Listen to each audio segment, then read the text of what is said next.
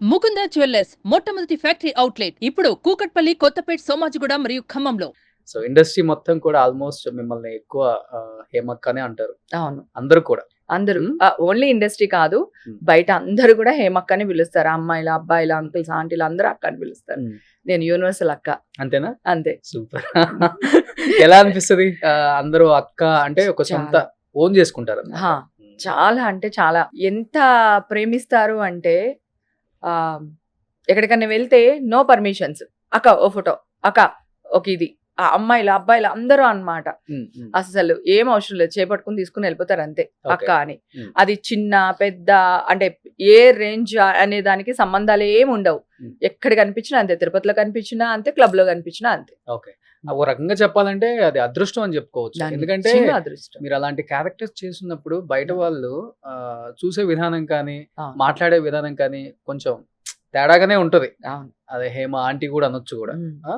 అవును. అక్క అని రావటం అనేది చాలా తక్కువ మందికి అరుదుగా జరుగుతుంది. తక్కువ మంది కాదు, సింగిల్ అక్క, అంతే, సోలో అక్క, టాలీవుడ్ కి వన్ అండ్ ఓన్లీ అక్క. ఓన్లీ వన్ అండ్ ఓన్లీ అక్క.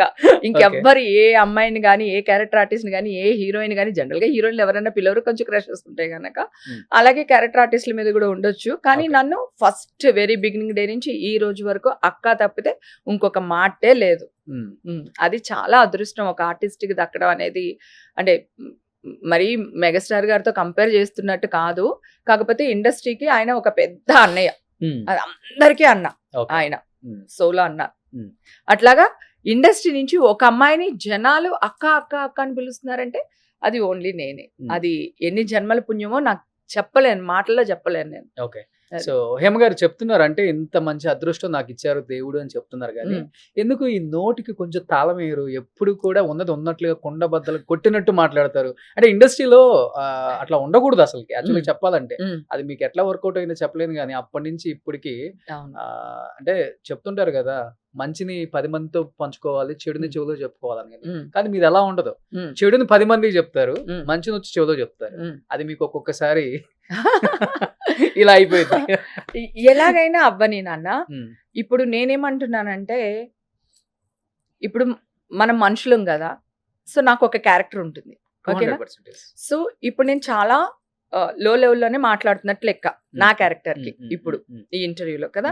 నేను జనరల్ గా నేను మామూలుగా చెప్తాను, నేను జనరల్ గా మాట్లాడే విధానమే ఇట్లానే ఉంటది. ఏ ఈ రోజు ఏం చేస్తున్నావు, ఎక్కడ ఉన్నావురా, ఏ సినిమాకి వెళ్దాం ఇవాళ, ఎక్కడ వెళ్దామా, లేకపోతే ఏం చేస్తున్నావు, ఇంటికి రాలేదు, నేను వస్తున్నా, ఇట్లా ఉంటుంది నా వర్షన్ కదా. అది హై పిచ్ లో ఉంటుంది. ఓకేనా? సో అంతే తప్ప మనం గట్టిగా మాట్లాడకపోవడం అనేది ఒకటి ఉండదు. ఇంకొకటి ఏంటంటే, నేను తప్పు చేయను, అలాంటప్పుడు నేను ఎందుకు ఊరుకోవాలి? నేను నీ జోలికి రాలా, నువ్వెందుకు నా జోలికి వస్తున్నావు? నన్ను ఎవరైనా ఏమన్నా అంటే నేను ఎప్పటికీ ఊరుకోను. అది ఇప్పుడు కాదు, 15-20 years నుంచి టీవీలు ఎప్పుడైతే వచ్చినాయో అప్పటి నుంచి నేను ఇంటర్వ్యూలు ఇస్తున్నాను కదా. నా పాత ఇంటర్వ్యూలు కూడా చూడండి. నేను ఎవరి జోలికి వెళ్ళానే ఒక్క మాట తప్పుగా మాట్లాడు. నా గురించి ఎవడన్నా తప్పుగా మాట్లాడితే ఊరుకోను.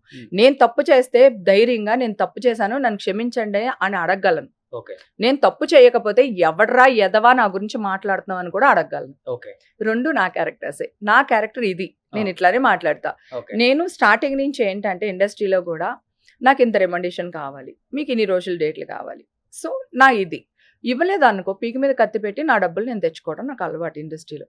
అలాగే మగాళ్ళకి క్యారవాన్ ఇస్తున్నారు, ఆడవాళ్ళని ఇబ్బంది పెడుతున్నారు, ఆడవాళ్ళకి లేదు, సో ఇబ్బంది పడుతున్నారు. సో పోరాడాను నేను, నాకు ఇది కావాలి, ఇది నాకు మాకని కానీ ఏదైనా సరే.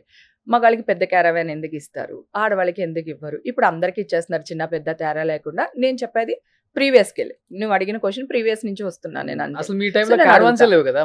అప్పుడు క్యారవాన్స్ లేవు, రూమ్స్ ఇచ్చేవాళ్ళు. మేము వచ్చేసరికి అట్లీస్ట్ ఇళ్లలో షూటింగ్లు కదా, అన్ని ఫ్యామిలీ డ్రామాలు, మురారి ఇవన్నీ కూడా ఫ్యామిలీ డ్రామాస్ కదా. ఇళ్లలో షూటింగ్ కనుక అక్కడే ఏదో రూమ్లు ఉంటాయి.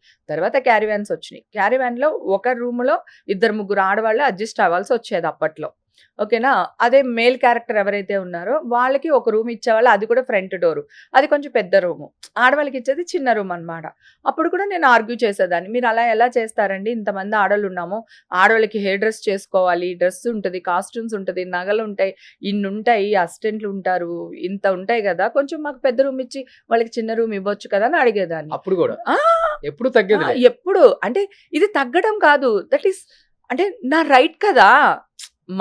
మేము కావాలి కదా మాకు మినిమం. కాకపోతే వాయిస్ నాదే ఉండేది. ఓకే. ఆ రూమ్ లో ఉన్న 2-3 మంచి జరిగితే వాళ్ళు కూడా షేర్ చేసుకుంటారు. తోసేస్తారా ముందుకి హేమ చూసుకుంటుందని? పాపం వాళ్ళు ఎవ్వరు తొయ్యరు. నాకే చెప్పావు కదా నోటికి తాళం వేయవా అని. ఆ తాళం కప్పు ఎక్కడుందో తెలియదు, చెయ్యి ఎక్కడుందో తెలియదు, తాళం చెవి ఎక్కడుందో తెలియదు. మీ వారి దగ్గర కూడా లేదు. రెండు లేవు ఇంట్లో. తన మాట చెల్లుద్ది, ఎవరు నమ్మరు. కానీ నేను మా హస్బెండ్ అంటే నాకు చాలా ఇష్టం. నేను ఒక బిడ్డలానే చూసాను తన్ని. సో తను కూడా నాకు ఎప్పుడు ఏమి చెప్పలేదు. తనకు కావాల్సినన్ని తను అడక్క ముందే నేను ప్లేట్లో పెట్టి ముందు పెట్టేస్తాను అనమాట. అంత బాగా చూసుకుంటా మా హస్బెండ్. అది పక్కన పెడితే ఏంటంటే నా రైట్ కదా, ఇది నా రైట్, నాకు ఇది కావాలి. సో నేను జెన్యున్గా అడుగుతున్నా. దాన్ని అవతల వాళ్ళకి కాంట్రవర్సీ చేస్తే నేను ఏం చేయలేను. అలాగే అందరూ 10 రూపాయల రెమండేషన్ తీసుకున్నప్పుడు నేను 20 రూపాయల రెమండేషన్ అడిగేదాన్ని. సో ఏంటమ్మా అమ్మాయి అయితే ఇంతకు వస్తుంది, మరి ఆ అమ్మాయిని పెట్టుకోండి, మరి నన్ను ఎందుకు అడుగుతున్నారు? సో అట్లా నేను 3-4 షిఫ్ట్లు చేసిన రోజులు కూడా ఉన్నాయి, నిద్రపోని రోజులు ఉన్నాయి. సో ఇట్లా అన్నమాట. ఏదైనా ధైర్యంగా అడిగే మనస్తత్వం నాది. ఓకే. అట్లా ఓవరాల్ గా ఒక 500 పిక్చర్స్ చేసి ఉంటారా? 500 అబోవ్ మూవీస్ చేస్తాను. ఎప్పుడో లెక్క పెడితేనే 500 వచ్చారు ఇండస్ట్రీకి. నిజంగా భూమి పుట్టినప్పుడే వచ్చాను నేను. ఓకే. ఎందుకంటే స్టార్టింగ్ 89 నేను వచ్చింది. 89 వచ్చాను. 90లో క్షణక్షణం చేశాను. పుట్ల అప్పటికి పుట్టి ఉండకపోవచ్చు, కరెక్ట్. సో అప్పటి నుంచి ఇండస్ట్రీలోనే ఉన్నాను. అప్పటి నుంచి నాది ఎదిరిచ్చే మనస్తత్వమే. నాకు ఇది కావాలి. నైజం కూడా నైజం అంటే చిన్నప్పుడు ఊళ్ళో కూడా ఇలాంటివి చాలా ఇంటర్వ్యూలో కూడా చెప్పాను. ఎవరైనా మా అక్కల జోలికి వాళ్ళ జోలికి వచ్చి వెనకాల పడటం ఇట్లాంటివి చేస్తే పడిపోతాయి వాళ్ళకి. వెళ్ళి కొట్టేసి వచ్చేయడమే. అసలు మళ్ళీ దాంట్లో ఎలాంటి డోకా ఉండదు. ఊరంటే ఇష్టం నాకు. ఊర్లో నా పరువు పోవడం అసలు ఇష్టం ఉండదు. చిన్నప్పుడు ఇక్కడికి వచ్చినప్పుడు కూడా హీరోయిన్గా ట్రై చేయలేదు.